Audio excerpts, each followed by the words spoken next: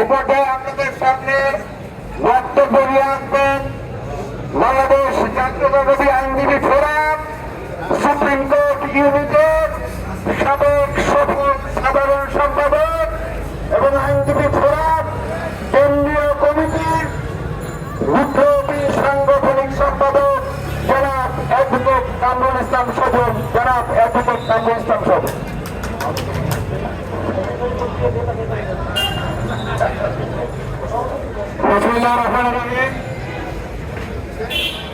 বাংলাদেশ জাতীয়তাবাদী আইনজীবী ফোরাম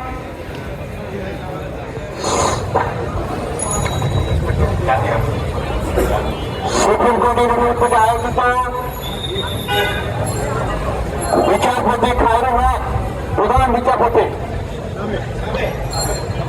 সাবেক আর একজন বিচারপতি আছে ওবায়দুল হাসান শাহীন সহ ইনায়েতুর রহমান সহ স্বৈরাচারের যত দোষর রয়েছে বিচারপতিরা তাদের গ্রেফতারের দাবিতে এবং আমরা শুনতে পাচ্ছি কিছু কিছু সুশীলদেরকে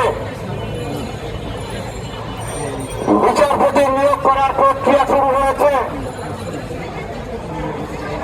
এই প্রক্রিয়ার প্রতিবাদে স্বচ্ছ প্রক্রিয়ায় বিচারপতি নিয়োগের দাবির জন্য এবং বিচারপতি খায়রুল হক, বিচারপতি ওবায়দুল হাসান শাহীন, বিচারপতি ইনায়েতুর রহমান, বিচারপতি জাফর ইকবাল সহ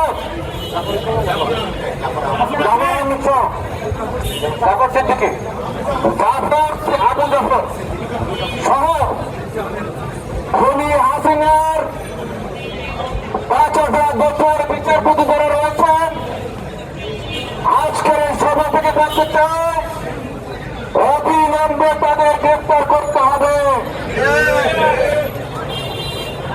দ্রুত গ্রেফতার না হলে বাংলাদেশ জাতীয়তাবাদী আইনজীবী ফোরামের এই কর্মসূচি আর আদালতের মধ্যে সীমাবদ্ধ থাকবে না।